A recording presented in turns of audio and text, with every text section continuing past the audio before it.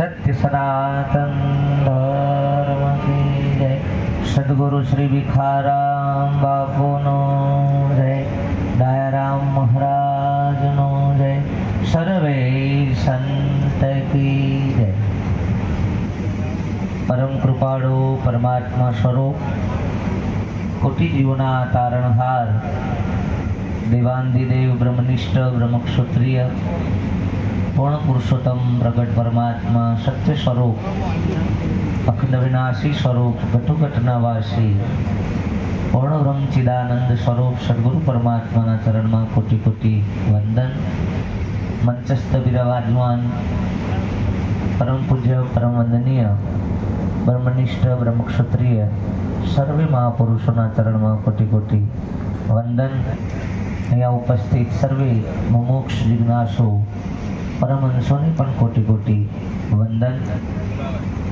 આજરોજ જેમના નિમિત્તે આપણને બધાને મળવાનો પરસ્પરસનો આ યોગ મળ્યો છે, મહાપુરુષોના સાનિધ્યની અંદર એવું એક વ્યક્તિત્વ જે સદગુરુ પરમાત્માના અસ્તિત્વની અંદર ભળ્યું એવા પરમ પૂજ્ય પરમ વંદનીય ડાયરામ મહારાજના નિર્વાણ દિન નિમિત્તે સત્પુરુષો મહાપુરુષોના સાનિધ્યમાં આ દિવ્ય દર્શનનો આપણને બધાને યોગ મળ્યો। એ પરિવારજનોના અનન્ય ભાવથી બધા મહાપુરુષોના વચ્ચે આવવાનો યોગ મળ્યો મને। એ બદલ એ પરિવારને મારા કોટી કોટી વંદન। વિશેષ સમય વ્યતીત નથી કરવો। જ્ઞાન ચર્ચા કેટલાય સમયથી તમે હું બધાએ સાંભળતા જ આવ્યા છે, પણ મહિમા ગુરુ કૃપાનો સત્પુરુષોની ભૂમિકાનો મહિમા જે છે અને એની ગાથા તમે હું બધા ગાઈએ છે।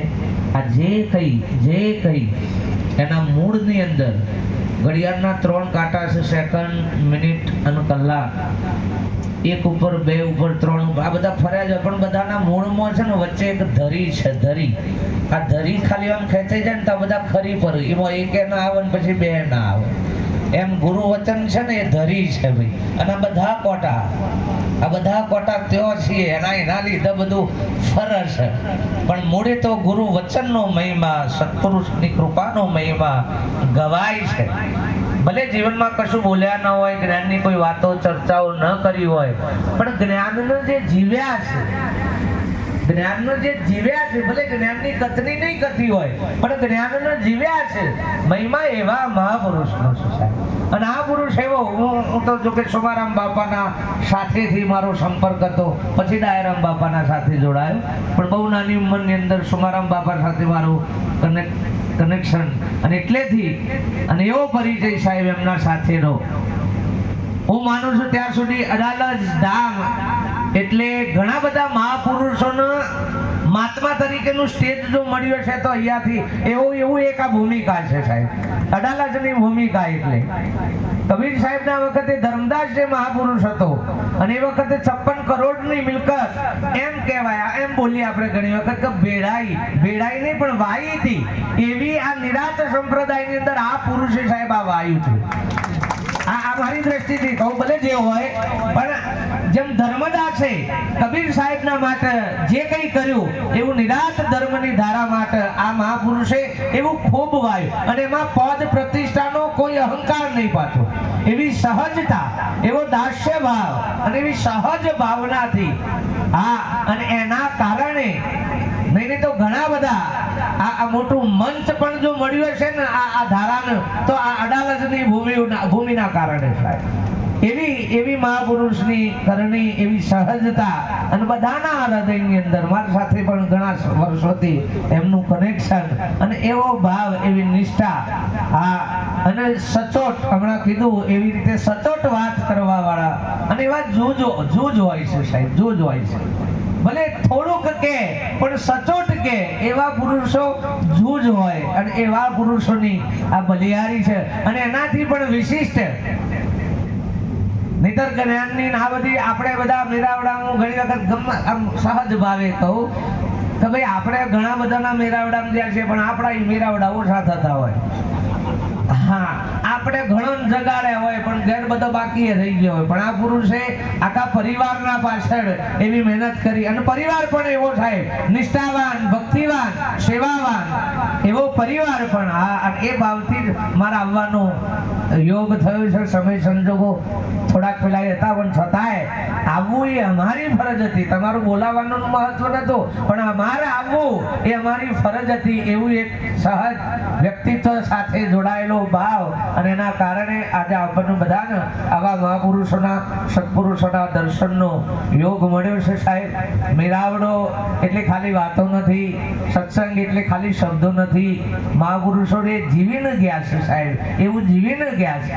મેળાવડો એટલે મળી જવું, એમાં ભળી જવું.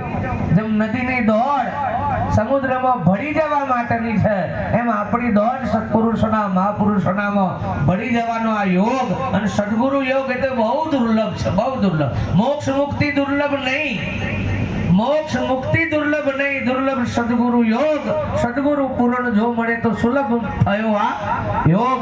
જે દુર્લભ છે એ ગુરુ કૃપાથી સુલભ થઈ જાય એવી એક આ ભૂમિકા સદગુરુની.